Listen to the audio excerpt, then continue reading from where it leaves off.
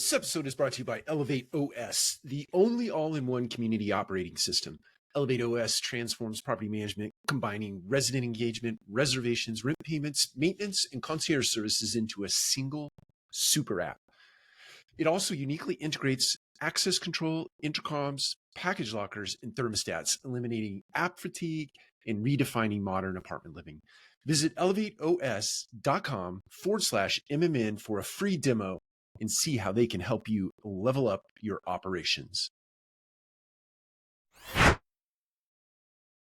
Welcome to another episode of the Multifamily Collective. This is a Saturday edition, hence the hat, by the way, stands for ARC Multifamily Group. Quick shout out. Wanted to talk about loudest voice in the room today. And you've probably been in a room where you have individuals in that room that have really loud voices. They have an opinion about everything that comes up at the table, and they suck all of the oxygen out of the room, whether that be the leader, the CEO of the company, the founder of the company, or somebody else that just has a very strong personality. That's not a dig on strong personalities. It's just that some people, when they walk into a room, they literally suck all the oxygen out of the room because they want to be, they desire to be, and they become the center of attention. And they monopolize entire conversations.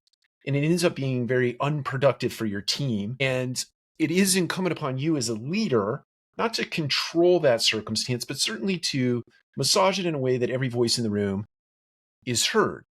Many times, leaders are not strong enough to deal with dominant personalities, so those dominant personalities become the domineering theme of a meeting. And it really does, in my mind, suffocate your ability to shift or change or be agile in an organization, because that loud voice tends to be the voice that everybody ends up listening to, whether they want to or not, and it ends up sort of crafting the course of your organization.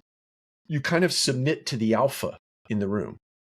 And I encourage you, if you're a leader who is not of an alpha personality, you have to get really good at taming the beast known as an alpha personality. Now, this is, again, not a dig on alpha personalities. Alpha personalities are great. They're great people. They get a lot done. But if you're a leader in an organization and you have a path that you've charted, a vision that you are going after, something that you're trying to execute, and you have an alpha in the room that is very against that or not in alignment with you, you have a real problem on your hands.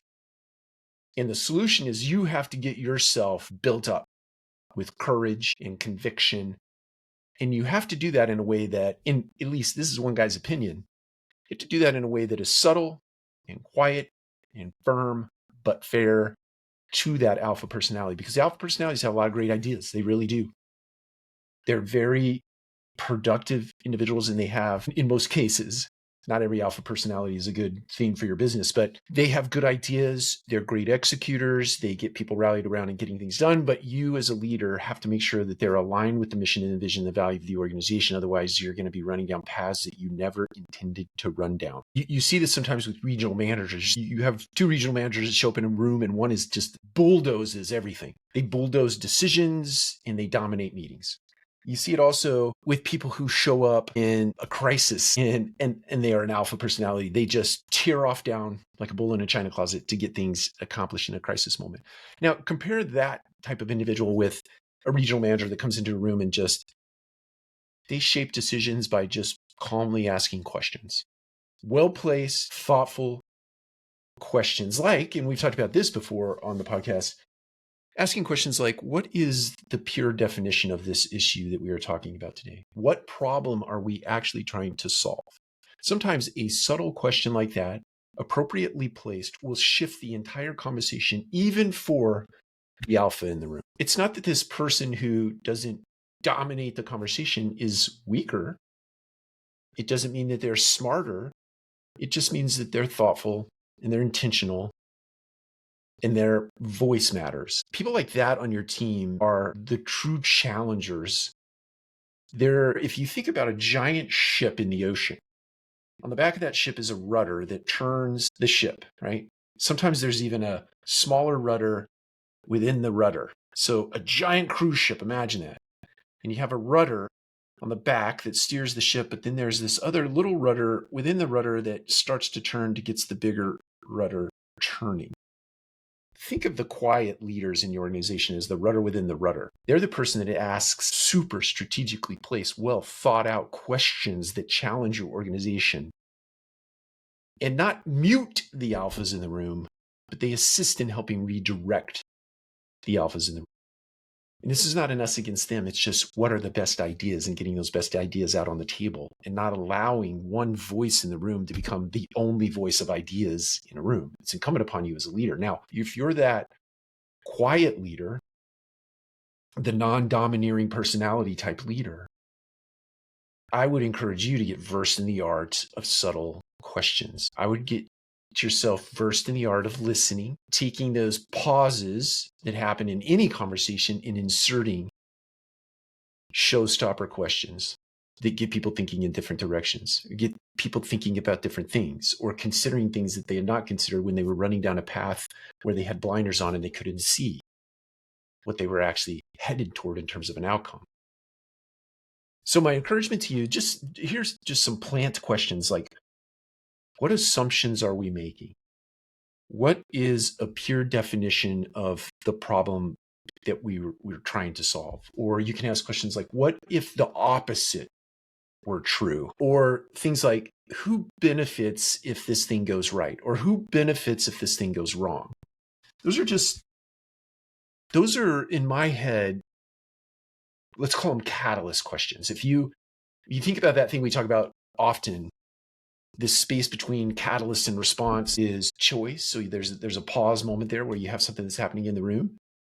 And then that catalyst being the question that you ask, you create this pause moment where people can choose to shift their mindset and create different outcomes. So these are catalyst questions that are designed to shift the conversation in a room without being a jerk, because that's important too.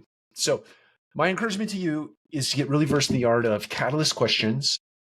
Get versed in the art, if you're an introvert, if your personality is not alpha, you're still you have every opportunity and ability to be a fantastic over-the-top leader, just like an alpha. Many people sort of migrate toward an alpha for whatever reason. I'm not sure what that is.